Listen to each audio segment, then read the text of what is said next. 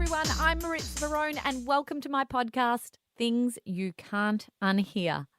As a presenter with a focus on wellness, I have interviewed very many health professionals in my time and heard stories that have opened my eyes about the world we live in today. But I found the best bits that I take home with me and the things I heard that have changed my life are usually when the recording shuts off and we can talk in length behind the scenes. And that's the information that I want to share with you on this podcast. Today, I'm super pumped to speak with Kim Vanderhoeven. She's a medium, an intuitive counsellor, and soul path reader. Hi, Kim. Good morning. You got me on a coffee mouthful. All good. Now, my listeners may have heard me mention my weekend at a health retreat in Queensland called Gwingana a few times on this podcast. And it was there where I met you. You, in fact, performed a soul path reading on me. And it was one of the first times in my life that I'd been to a medium or any type of psychic, because I was always a little bit afraid, like a lot of people out there. But it was a really eye-opening experience and something I've listened back to a lot of times because I actually recorded it on my phone.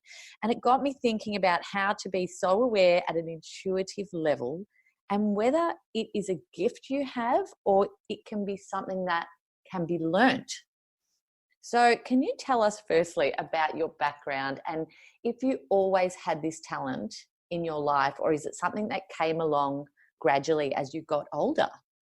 That's a wonderful question to start with. It really encapsulates everything. I don't think this is limited to what I would call special people. I think this is within all of us.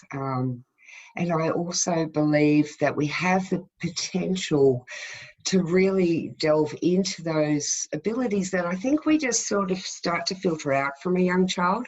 That's why I think they're much more apparent. Most of us that have had children will have had to have dealt with those night terrors and the sensitivities. And I remember as a child, we used to take so much more in. Our eyes were filtering everything and seeing the butterflies and the plane and everything was happening at once. And I think as we get older, we learn to filter a lot of unnecessary information out. And unfortunately, in that process, I think a lot of us turn that intuitive down as well, primarily because we're not really encouraged to develop that or shown in any sort of way. And I think my journey was very much, feel your way through it because, I had very open-minded, beautiful people as parents, but, this was all foreign to them as well. So I remember being quite young when my first experience happened. I grew up in Melbourne and we were in a beautiful little old duplex, and we'd just recently been moved, my brother and I, into separate rooms because we used to muck around and delay bedtime, as you do. And sounds familiar. Anyway, so, I'd adjusted. It had been a week or so. And one night I distinctly felt something under my bed as if my brother had climbed under there and he was pushing me up with his feet under the mattress. Oh, wow. So I sort of giggled, and because that's what we were doing that week. We were sneaking now out of our beds and into each other's rooms and doing the little commando crawl. So I just assumed the first couple of times that it happened that it was just him. And so I'm sort of engaging with him going, okay, that's funny, you can stop now.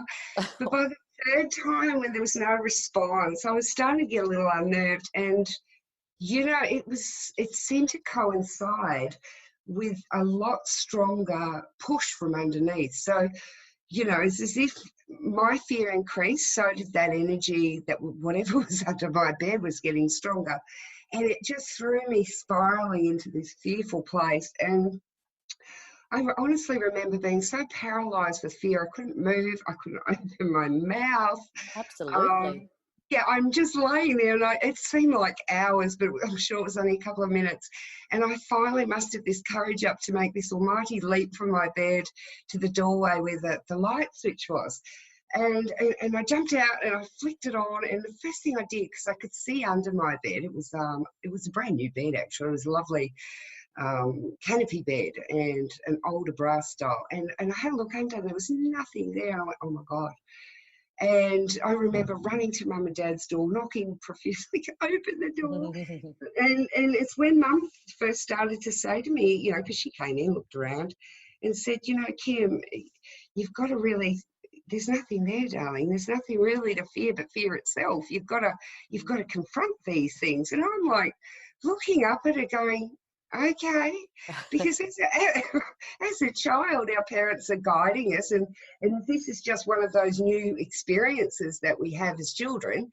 How are we to know that this isn't normal? So Absolutely. we're like, okay, that's how I've got to deal with it.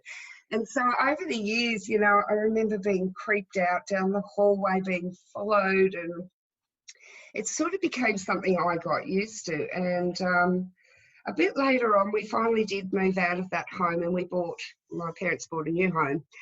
And, you know, little things started happening there. And I think I must have been around 11 or 12 by this stage, and we were renovating. And at that time, my father had a massive stroke. You know, it was just too much for him. And he ended up in a coma for 4 months, and wow. then spent the next couple of years in hospital in rehabilitation. And of course, as you can imagine, extremely stressful time for everyone. But it coincided with an amplification of these sensitivities to what was going on around me. And it was a little unnerving. And of course, I would go to my mum and say, you know, this is happening. And I'd have things like my teddy bears. I had a very, very high built-in robe. And it was in an old Victorian home. So we had one of those ceilings that were, you know, about 10 foot high. And the top of the cupboard was at least 7 or 8 foot high. And then across the top, I had every teddy bear I think I'd ever been given, because I really loved them. But, you know, in the morning, they'd all be on my floor. Oh. And I'm like, what? Someone was having fun with you. Yeah. Well, look, I was known to sleepwalk, right? So a lot of the time I would just be thinking, okay, maybe I sleepwalked and grabbed a chair or a ladder, and somehow, who knows?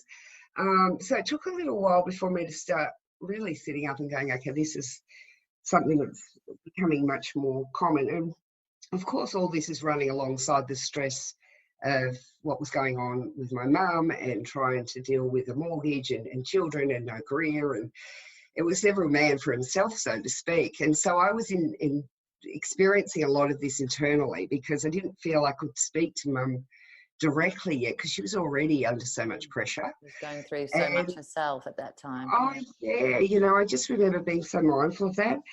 And I think one of the experiences I remember the most, because I had quite an active imagination as a child. Maybe I watched too much I Dream of Jeannie. I don't know.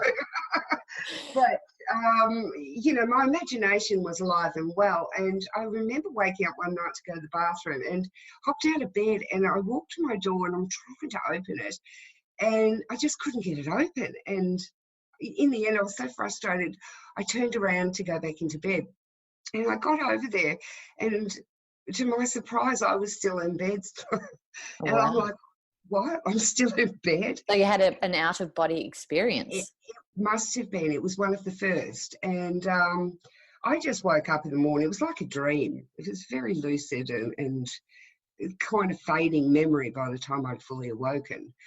And all of these things that were starting to happen was coinciding with puberty. And I've later learned that under extreme stress, I think these hidden, what would I say? It's like our intuitive is there to preserve us too, to guide us. And I think when we are experiencing really heightened senses of urgency or tragedy or whatever it might be in our life that's putting us there, that these things start to come out because they have to. You know, it's like we've exhausted what we can do on a physical level, and some part of us now is reaching out and looking for other things as well, but it's also picking up everything else around it.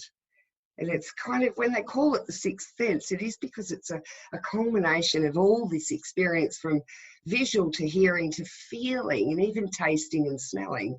And when it's all wrapped into one little parcel, it makes a very real experience.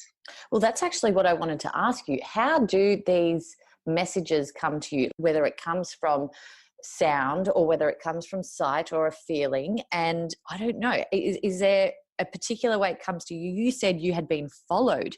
So is that someone you saw or someone you felt? No, that was definitely a strong feeling, and I've been really learning or going inward for the last 35 years with this, trying to understand it, because it really isn't something that's tangible or linear or repeats itself consistently. We can see a pattern, but the feeling part of it, for me, is the signing on the dotted line, so to speak. It really seals the deal, because it's so distinctively different. Your eyes, you don't get to rewind. You might catch something in your peripheral, or even have a moment where you think you see someone and you double take, but you can't rewind to check. And actually, the beautiful thing about the digital age was when digital cameras first started coming in around 20 odd years ago, I was able to start capturing some of the things that my eyes was picking up. It was in that process that I started to maybe trust myself more too. The first 10 years of this was really feeling my way through the dark. It wasn't socially that accepted, so there wasn't a lot of resource. We didn't have the internet, so books were harder to access, and it was really just figuring it out yourself. And actually, on that note, we all have access to this download. If I do pick up a book and read, often it's something I'm already experiencing, and it gets me so excited because everybody is tapping into this same download, and all you have to do is learn to listen. But it's also something that's very, very unique within you, and I like to refer to it as your song. And you're going to learn how to sing that by taking notice of how does it come through for you.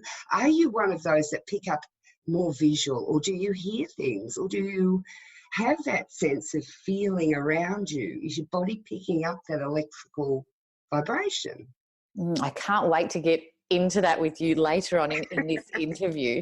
But firstly, I want to sort of know how you have gotten here. So I know you've talked about your childhood a little bit, but where you are now in terms of doing this for a living, did you go through this career path early on in your life, or what was the journey to get to where you are now? It's a funny thing. I laugh about this all the time because the universe put me right where I needed to be at the beginning. At 15 or 16, I was being told I should do this, I should help people with it. And I would often laugh and think, no, you can't make a living from this. I want to be taken seriously. I want to get a degree. I want to, keep up with everyone else and fit in. And so I sort of kept it on a sideline as something I would play with and investigate in my own time. And I went on and studied veterinary nursing, and I did that for years, and then went back, did year 12, studied zoology, and eventually ended up starting up a business with a good girlfriend of mine. And it was in the animal industry, trying to teach people about animals. Now, through my years as a vet nurse, I found as my sensitivities were growing, I was starting to hear the animals, which was the strangest thing. I'd always had an affiliation. I mean, God bless my beautiful cat. I used to put him in the doll's pram and dress him up in baby's clothes and push him off down to the park. So for me, that inner dialogue was already there, but I assumed that was just something we all did, or it was part of imagination. But when you've got an animal in front of you that can't tell you what's wrong, and vets are amazing doctors because they have to be specialists with everything to try and work out what's wrong with animals. And often we get to dead ends, and things in my body would start to hurt, or it's as if I was zooming in on that part of the animal's body and instinctively saying, why don't we check there? And it was a few occasions that, I was right. And I'm going, oh my gosh, is this a coincidence? So it was years of watching that. So back to the pet shop, a couple of years in, things were going wonderful. I decided to start a family. And it was in that time, unfortunately, that things went pear-shaped with my friend and I, and we parted ways. And it put us into an extremely difficult situation financially. It actually took us 10 years to recover from. However, here we go again with the stress. Right. And this is why I've noticed these are key factors. The challenges in our life are there for our soul to grow with and for us to attune ourselves with, okay? And if you learn to walk with your eyes and ears open in all sorts of ways, you start to see synchronicity and guidance, and it's not random. It's not now and then. It becomes almost a daily experience. So it's fascinating. It's almost like the tipping point. We call it the tipping point these days, where that stress boils up or something happens, and it's that tipping point to that next part of your life. Absolutely. It's again exhausting what we can do on a physical level.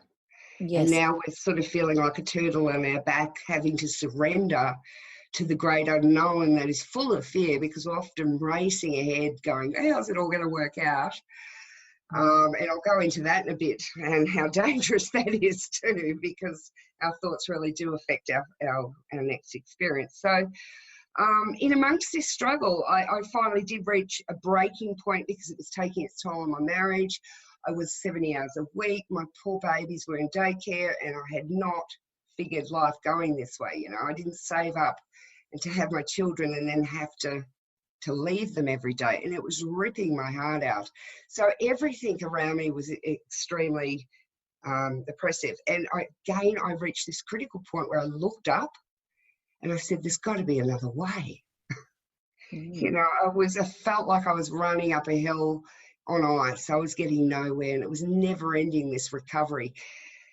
And funnily enough, I forgot about that. And it was only a couple of weeks later that a very good friend of mine asked me to come and do an expo. It was one of those spiritual expos. And he had listened to me for a few years and said, you know, you should come and do a talk and get out there and do a little stall and get yourself known. And I said, oh, you know, my heart leaped at that idea. And this is what I mean about taking notice of feeling, because I distinctly remember this battle that happened in a moment, that it was only lasting for a moment, where my heart went, yeah, and then my head went, no.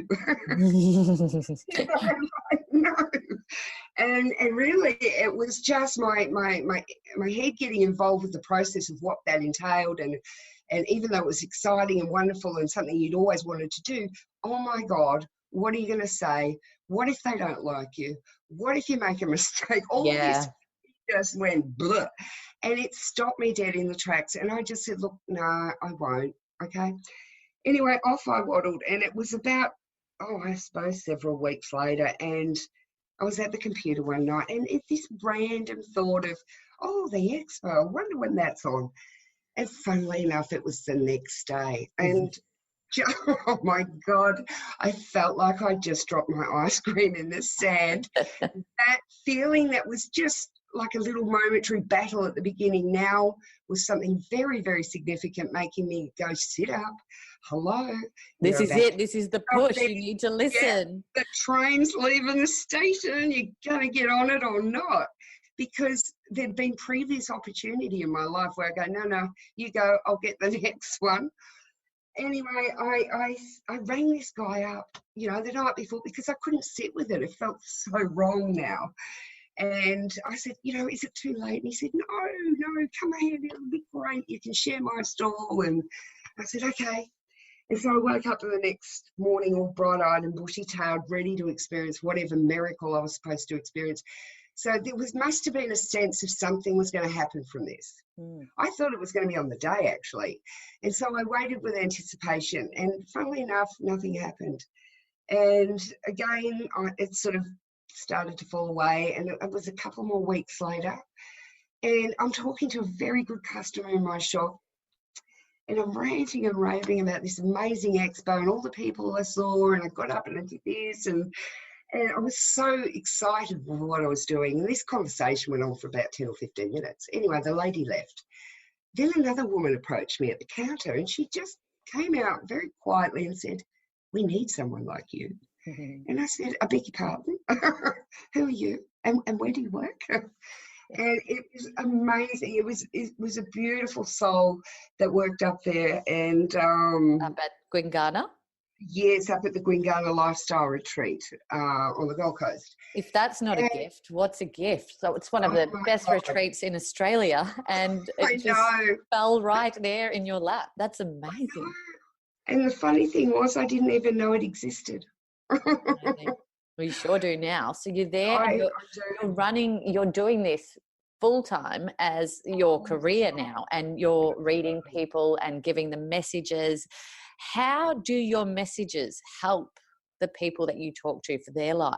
Oh, I love it. It's probably one of the main reasons I do it, because I've realised through my own journey that the challenge is there for you to either crash and burn with or excel. It's completely up to you how you do this and how you digest it and how you perceive it. And I realised that, like we were talking with this 11th hour stuff, often when we get to that point where it's no longer a choice and we have to, that things start to happen. And it's quite amazing because, again, you push yourself past that fear and open yourself up to learning about the possibilities of what's next. I'd love you to talk us through one of your readings Sessions. that you do. Yeah. Do you call them readings or sessions, or what do you I call them sessions, because a reading is very invasive and I don't read people's minds. Right. And that's what people get scared about, don't they? They're really like, they do. around your company, they're probably thinking, what I'm thinking right now.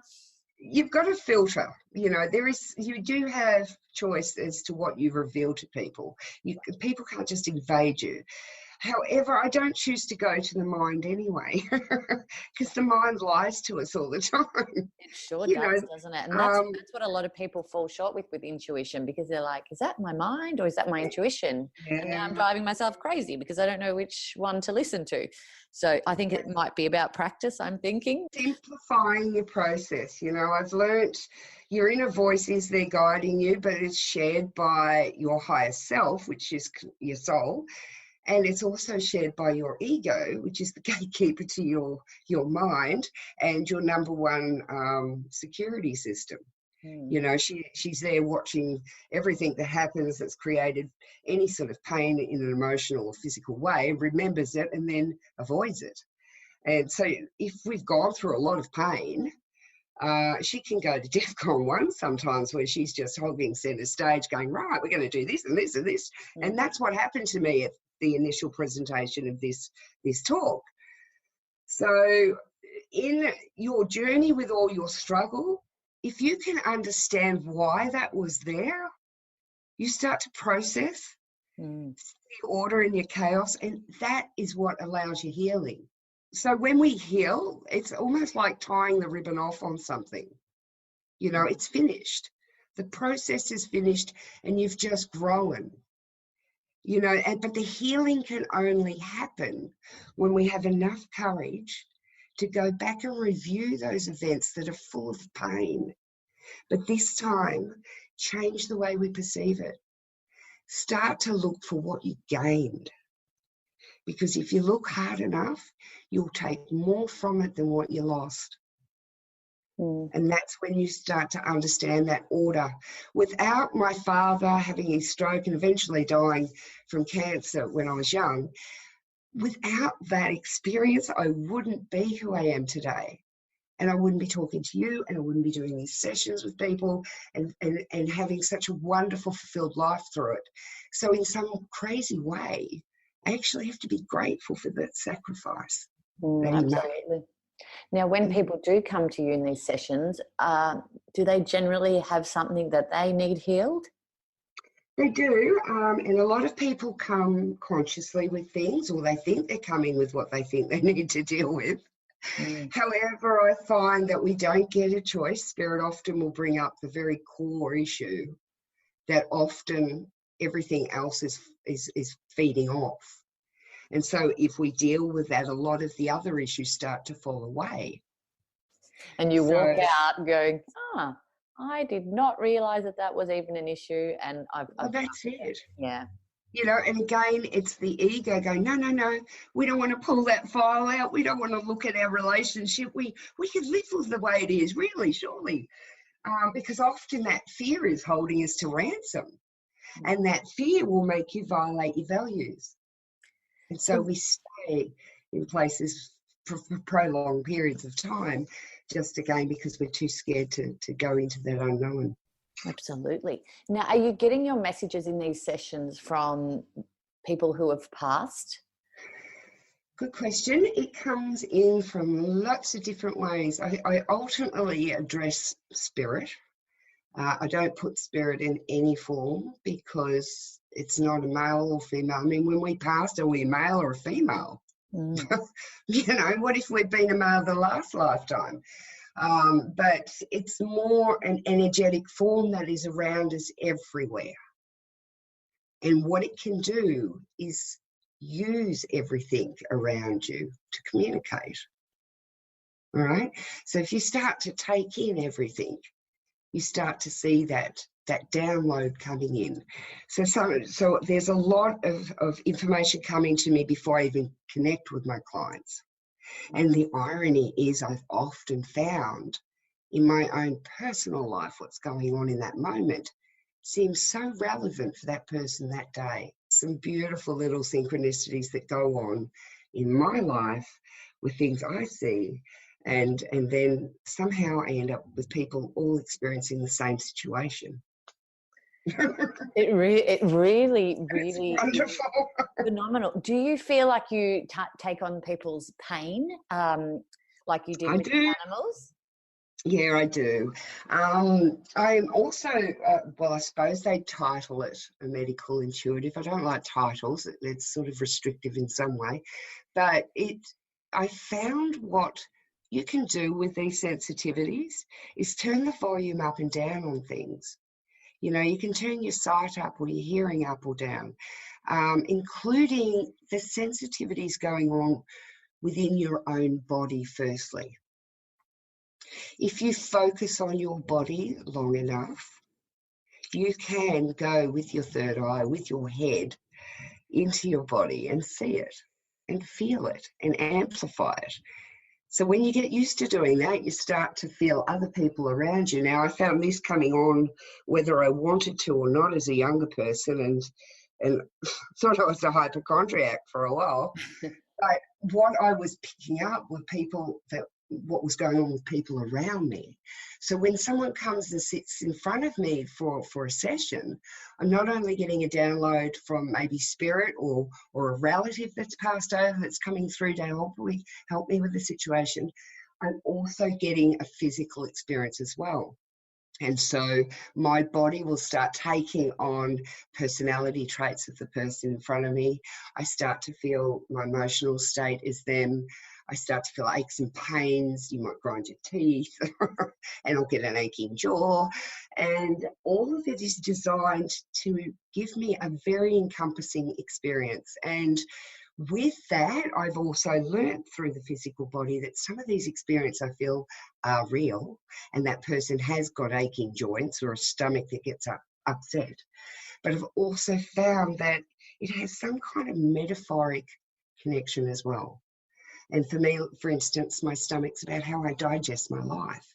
I find a lot of people that overthink things, that get stuck in the process, you know, end up having more of an irritable bowel or are prone to bloating.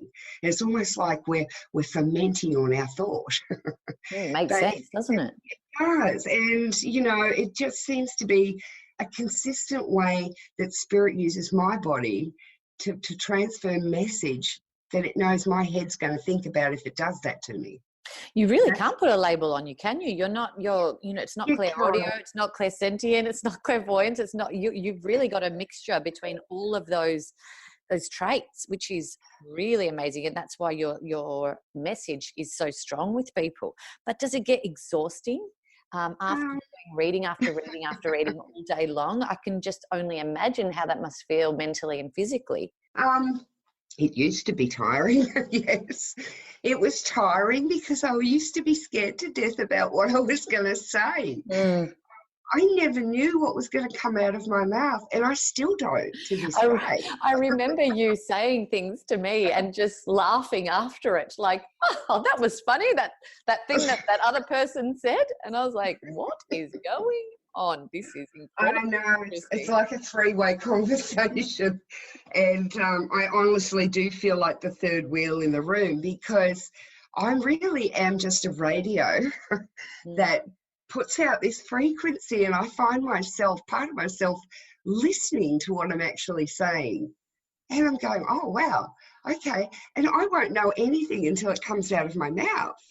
And that's why it is such a raw reaction, because I honestly didn't know anything until I heard myself say that. And, I find myself talking in that first person as well, which is quite good for the client, because I think they get a chance to hear their own inner dialogue, and a lot of it resonates. And really my sessions are there to show you that your own higher self has been communicating with you every single day. It's just not always conscious. And it's coming through you a bit easier than it does for ourselves at this stage of our lives. And it helps you trust you too, I think, because a lot of it backs up what you felt. Maybe you're a bit afraid to act on. Absolutely. Do you walk past random people and get feelings that you have to share? Oh, yes, I do. And do you act on that? I filter that. Pardon? I try and filter that a little, because it has to be, again, with permission. You can't walk around like a prophet going, okay, that's wrong with you and you're going to fix that. People have to want to be ready. You can't just make them drink from the well. They have to be thirsty for it. And I was laughing just a moment ago when you brought that up, because I instantly remember going back to the early years in the shop with my husband. And, this gift, or if you want to call it that, I don't want to call it that because it makes me feel like I'm supposed to be special, and I'm not. But these things started to happen with customers that would come into the shop. Now, I'd be fiddling around, and then I remember this first experience. Now, I was heavily pregnant with my daughter at the time. I think I was 7 months, so I was getting close to term. And I had a beautiful lady standing next to me, and really I felt like there was two people standing next to me. And I'm sort of talking to her, but can see this person in my peripheral, but not paying real great deal of attention, because I'm kind of looking at her sort of and doing whatever I was doing.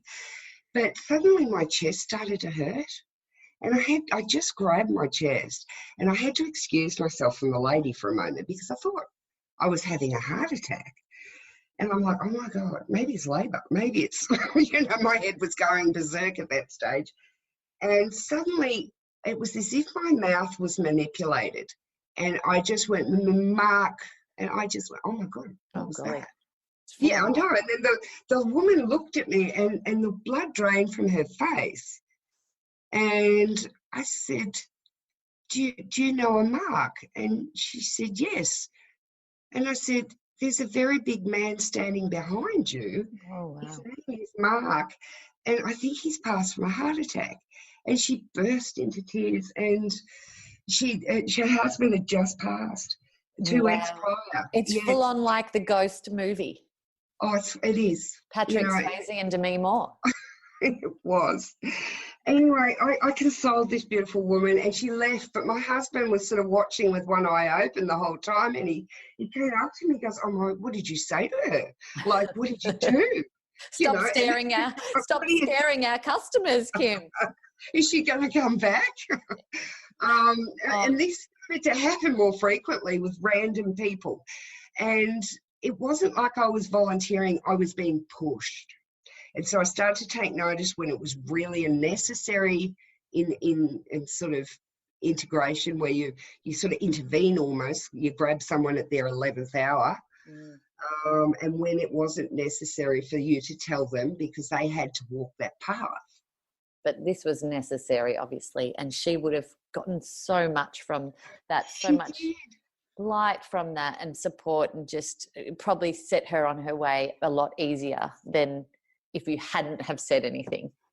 Oh, yeah. You know, if someone could have come up to me when I was a young girl and said, you know, your dad's with you and he loves you and he's this and he's that, and gave me his name, and I would have just, it would have sped the process of healing up. Mhm. But it Have wasn't you part have of you my, have you seen your dad oh, or yeah. interacted with your dad since his passing? I interact with my dad every day. You Wow. know, I am so fulfilled by this, um, primarily because he's only ever a thought away. Um, I can hear him quite loudly in my head, and his presence around me physically is beautiful too. So Yeah, special. he comes through with a lot of information, and a lot of support. He was with me just before we started, actually, being a dad, which was wonderful. And for anyone that's listening to this, they have to understand that if this is not reserved for special people, some are a little better at it, but if you're wanting to connect with a loved one, they are there trying to let you know they are around. It's just maybe we need to start to look for things in different ways, because I find a lot of people come in with the same misconceptions I had. You know, when I thought about ghosts as a child, I used to think, you know, the ghost of Mrs. Muir, and you'd see someone killily walking through the wall, and it's not always like that. Sometimes it's subtle, and it comes in different ways. So Can you ask for signs? always, yes, Yeah. So in terms of, I'd like to see a feather, or a yes. bright green bird, or a two-legged dog, or whatever it can be. Is that? Do you find that spirits and souls respond to that? Yes, they do, because we engage. We consciously engage. Mm. That's the missing link. I'm So, really trying to build my intuition with not only myself, but with my kids. And a couple of nights ago at bedtime, I was lying with the eldest one and I said, I've got a number in my head between 1 and 100. Can you try and guess what it is? And she's like, oh, this is so much fun. And then the little one wanted in on the action. So we put our heads together, and 90%, like we literally physically put our foreheads together, and 90% of the time, she you're guessed right. the number, but Yeah, almost like she was 1 or 2 numbers out of what I had in my head. And we were squealing and they were absolutely. having so much fun with it. But I really want to build on that, because the older one does say things sometimes that just, we sort of turn around and look at her and we're like, well, how did you know that? Or where did you get that from? And I want to build that with her and Encourage myself. it. Yeah. Well, the fact that you accept it, remembering the filtering. So this is why our parents are too busy usually, and they go, don't worry about that, love. We've got other things to worry about. So being that you're consciously going, well, yeah, this is normal, first stops the biggest thing that limits most of us, which is the belief. Mm. You know, we have to believe first to experience the first synchronicity or miracle for that belief to start building and then become a solid thing. So as children, I find it's not hard for us to believe that. Mm. And I'm so glad you brought that up, because I was the same. I was very aware I wanted to keep this open with my children, primarily because I wasn't encouraged. And we used to do the same thing, you know, and with colours and with a deck of cards was wonderful, you know, because they would get the colour and then I go, okay, what's the suit? And then what's the number? And you're right, they will get 70 or 80% of this right. Mm. And it's because their brain isn't thinking too much about it. When You know, when she was a little girl, when she was about 1.5 years old, she'd carry this little doll around, and she came to me one day and said, "This doll's name is Tina, and she's very happy that I'm looking after her. She's just a baby." And I oh, looked at her like, "Oh my goodness!" And my mother-in-law had actually lost a little baby called Tina when she was only a few days old. And I told my mother-in-law and she just burst into tears. But I've got goosebumps all over me now. But as I'm saying, like, there is something there that I want to build on with her, and I want to build on and teach other people and myself. So I wanted to see if you could almost give us a bit of a mini masterclass, if you would, on how to access this personal intuition of ours and clear our own energy so that we can use this on a day-to-day basis in our lives. Absolutely. Well, that's an easy thing. I like to simplify things as much as I can. If I was to break it down then into a 10-step process, let's say, I would absolutely recommend the first step would be to still the mind. Okay. Our minds chatter so much, and it's usually the ego running through our agenda. So we have to really stop that chatter, because it's jumping backwards and forwards on your timeline, and it's really not bringing you into a present moment. So once we do that, we can start to then come back to a peaceful heart space, because that would be the second step, would be to look at the heart space, primarily because the heart often is subject to the mind. And if our mind is racing from backwards and forwards in time, either going from fear in our future to depression in our past, our heart's going to be pumping with adrenaline, and we're not going to be able to feel anything. All right, because we're too in our emotional state. We're at ground zero with this. So we need to sort of get the head still first, then be able to bring the heart back to a space where it's calm. All right. So the third process then would now be consciously acknowledge spirit. You know, I learnt that I could do this every day, but there were days that I was even more attuned to it. And it was the days where before I started, I became very conscious of this work I was doing with spirit. It wasn't about me. They were using me to get a message across, and it was about respecting that and being conscious of this and inviting spirit in. Okay, so that would be your third process, because now you've consciously engaged with something that hopefully is cancelling out beliefs. Hopefully that chatter doesn't start up and go, yeah, but how's that going to happen, and what's it going to say? And it's about bringing it back to a moment, all right? The fourth step would be to simplify the question you want the answer to. Don't go and make a huge complicated question, because it's all going to come in too difficult for you to decipher. Simplify the question, because then you'll be able to simplify an answer.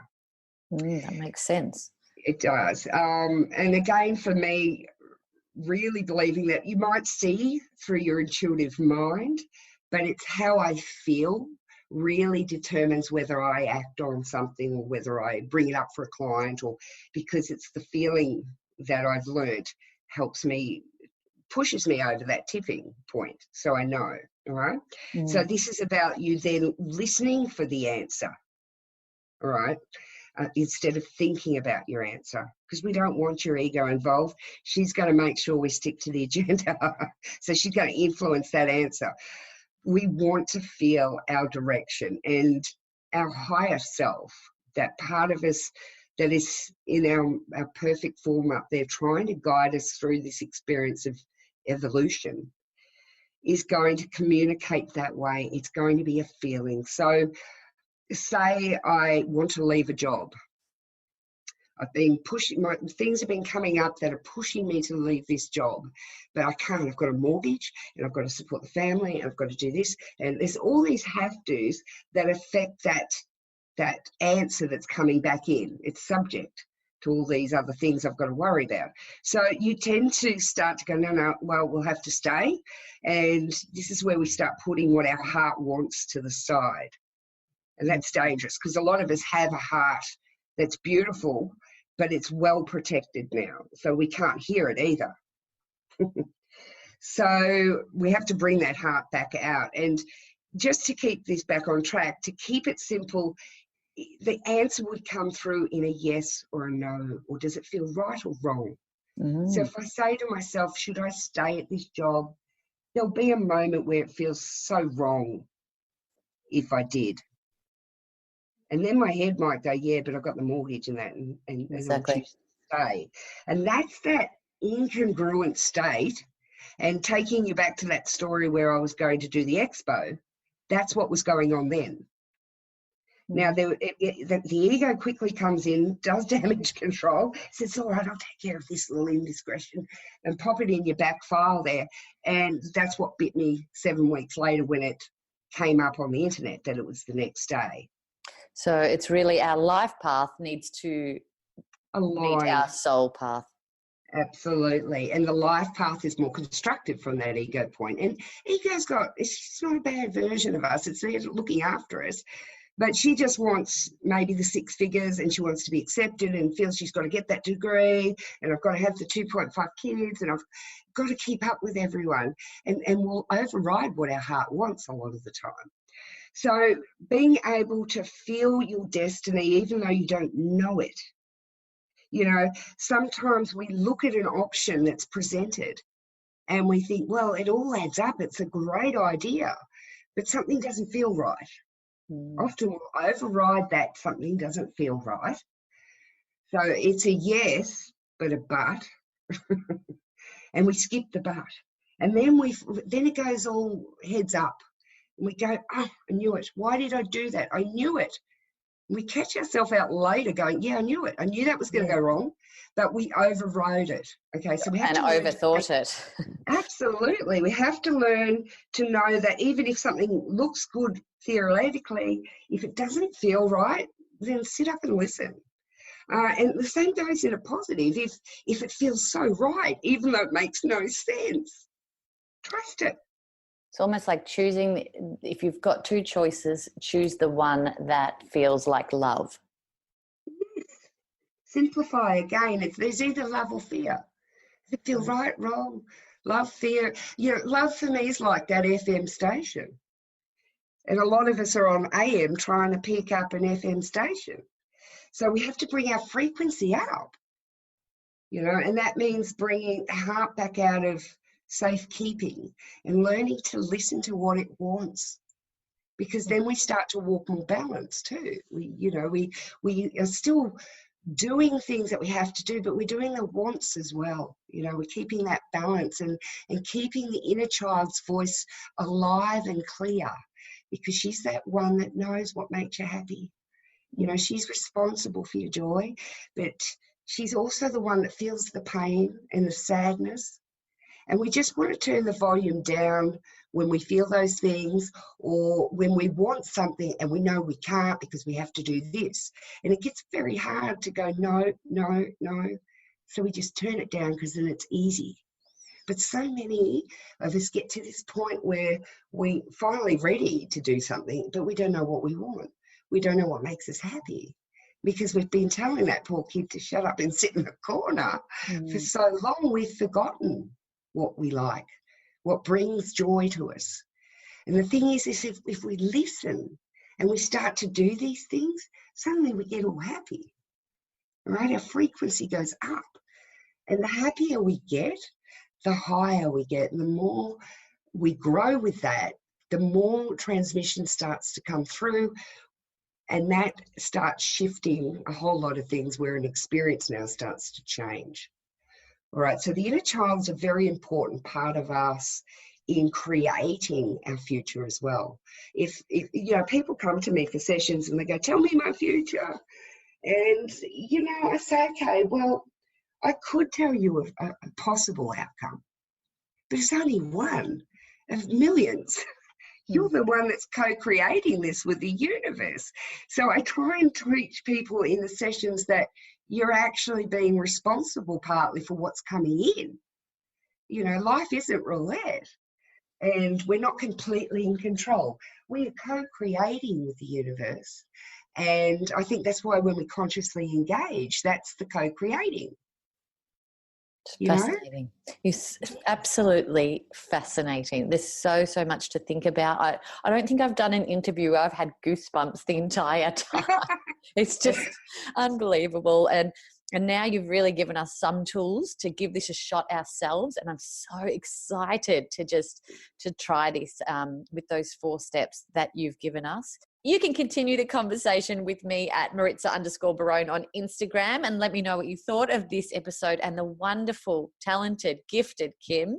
And if Kim's story resonates with you like it does with me and you want to know more about her, you can find her on Facebook or Instagram. If you're enjoying the show, make sure you subscribe to Things You Can't Unhear, as there's a lot more to come. And as you know, knowledge is power. Be happy, be healthy, be conscious and aware, and be kind.